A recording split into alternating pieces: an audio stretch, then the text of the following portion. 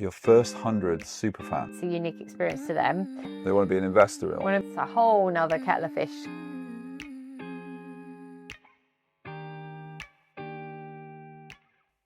So we're going to come back to you with this episode. It's going to be short, it's going to be snappy, but it's the question we get asked time and time again. Adam. How do you build your first 100 superfans? First 100 superfans. And what does it matter? Why does a superfan matter? Why is it not better to just have 5,000 fans?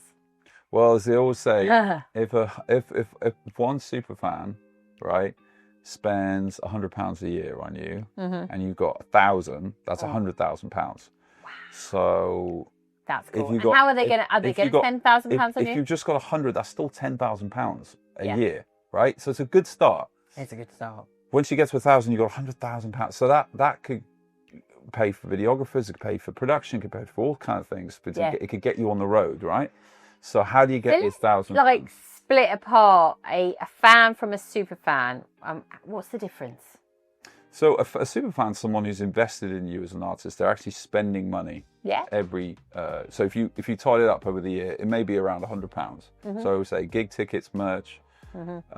They're sharing your content. They're liking. They're subscribing. Maybe they're sharing. They want to put lyrics, ideas in, all that kind of stuff. It's like, it will be that person that is constantly watching your stories, is constantly on your lives, is constantly buying your tickets, and they're really invested in you. So how do you make them feel like a super fan?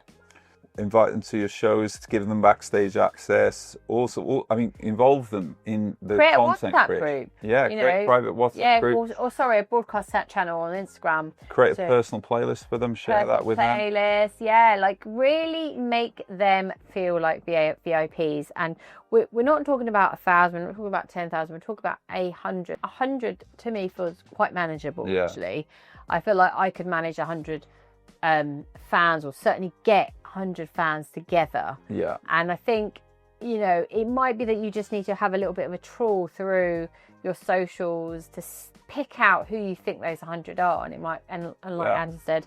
And invite them maybe to your live stream feed, right? So let's say they're all on live stream. You do it 5 days a week, maybe a certain time. They know they're going to join the stream. You know, hey Dave, how you doing? You say hello to everyone when they're on there. Yeah. I'm writing this tune. Has anyone got a lyric idea for this second verse? And then, get involved in the creative process. It's a two-way thing then. Right? So it's like now your fans are part of your tribe. They're contributors as well. Yeah. So that's the way I see. That this is the way it's moving in the future. Is tight-knit communities like that are working together. And you can see it as shows. There's artists that do so well when it comes to live, and they involve the audience in certain parts of the song. They like sing back to them, their lyrics and that kind of thing. Yeah, that's so true. And you can, we've got some friends who, with their superfans, whenever they go to a city, they go and like hang out with them and have like a beer in the park. And know them by name as well. Know them by name. And you can do that if it's just 100. If you've got 100 friends on Facebook, you probably know by name. So. Yeah, 100 is totally manageable. So it's all about, making them feel like it's a unique experience to them. The chances are they're probably going to even want to get involved in like a Patreon for you as well. So it might be like Adam said, they kind of give you £100 a year, or maybe it's if you're lucky, some might be £100 a month, if they're feeling quite flush and they're, perhaps got a little bit of money to share. They want to be an investor. Yeah. That's a whole nother kettle of fish, kind of getting them on board as an investor. But yeah, so that's something to think about. Sort of keeping the lifetime of that super fan involved as much as possible. And it might be, like Adam said, sending them playlists, maybe even sending them a song idea, saying like, I think this is going to be my next release. Give me some feedback, guys. How special would you feel if you were that fan? Your favourite artist has just asked you what you think about their next release, and whether they should change that bit of the chorus or. And do you know all their birthdays as well? I know it sounds crazy, but certain people don't want to share all this information, but they might want to.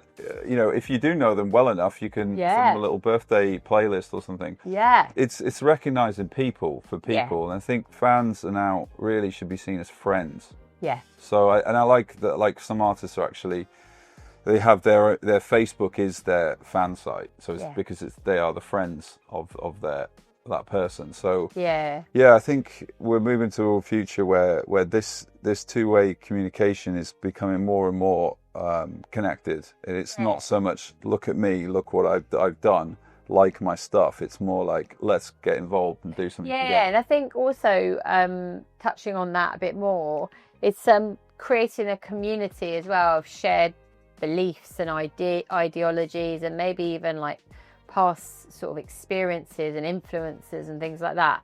You're creating a world out within your Superfan network. So it kind of goes beyond the music. So for example, if you use artists like Ren, there's a whole rebellious sort of atmosphere and vibe that he's created out of his music that also transpires into his community and his Superfans. Again, with Fred again, there's like the world that he's created around like rave culture. Yeah, so I think that, you know, there's something quite nice about that. Yeah, he's brought the two worlds together as one, isn't he? Like the sort of the melodramatic, kind of emotional type of songs, those kind of moments he's built and brought them into rave culture, which is which I think is so great. You know, they sort of you get that massive crescendo, don't you? Like the hands up in the air sort of thing. Everyone's like hugging each other. You know, we've all been there. So create a world, not a song, right? Create a world, not a song. So what is your world? That's the thing. Is it rebellion? Is it nostalgia? Is it rave culture? Is it what's the world that you're building? Is it kind of environmental, political, whatever? So I think that's really important. And we see that with Kneecap as well, with the politics, the world that they're building. Absolutely. So and that's been crying out for a long time to have strong messaging about what's actually going on in the world, and not like kind of just I'm going to put there's a time and a place for putting a joke into music when we love a joke and we need release and we need escape, but there's other times when we need to know what's going on and to have artists speak up, and they're creating a world around that. And I think that's another example. Yeah, that's fantastic. Also think about, you know, what else can you offer beyond the music? It might be that you are, I don't know, like fantastic at maths, or you're actually really funny, or a bit of a joker, a bit of a clown, you're a bit of a comedian. Kind of bring that through, you know, when you're doing your lives or some of the kind of, you know, be like, don't be afraid to be you, basically. Do you know what I mean? So it's like that, if it sort of bring those additional elements out. I think we want to see that. Certainly within your Superfans, it might be that you're a great poet, that you're actually a fantastic chef. So actually you could do like a kind of come and see what I'm cooking tonight before I'm about to write a new song. You might be a wizard in the kitchen, you know? Yeah. And so I think that I love all that stuff. I love the behind the scenes stuff when it comes to musicians. I love to see what they're up to, love to see what they're eating, how they start their day, how they end their day, what they're reading. So do all of that as well. We want to see all that stuff. Okay, in summary of how to build 100 Superfans. Create a world, create a community. Yeah, be authentic. Yeah. And like, you know, get in touch with people via DMs.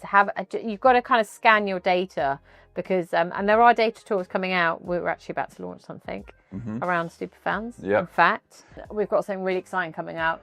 100%. Which will actually help you identify who they are. That's the space. Yeah, but I think most of you probably can see who your most commented kind of fans, you know. But you should be surprised once you get to a certain size and following. Actually, it's quite hard to keep track. Right, okay. And is there any tools out there at the moment that can help you? Not really. So if you've got like 100,000 followers on Instagram, you can't. How do you figure It's out? quite difficult. I mean, there may be AI stuff. I don't know. Right. But watch this space. We've got something really exciting. Yeah, we have actually, because I think start 100. Even if you've got 20,000 followers on Instagram, the chances are only a small percentage of those are actually engaged. Yeah. Okay, so let's get the 100 sorted first, and then you can build from that. Then you can take it to 200, then 500, then 1,000. Okay, and then you are laughing all the way, you know. So so start small, build slowly, be authentic, get engaging. Yeah, be engaging, create that sense of community, go beyond the music, and that will be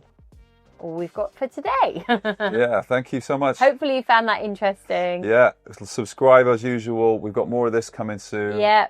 Tell us if this is the kind of content that you're Comment after. below as well. If you'd like Yeah. us to do a certain type of episode or Yeah. topic you want us to cover, comment below, because we're here really for you guys. Yeah. We just want to put out Yeah. material that's going to help you Yeah.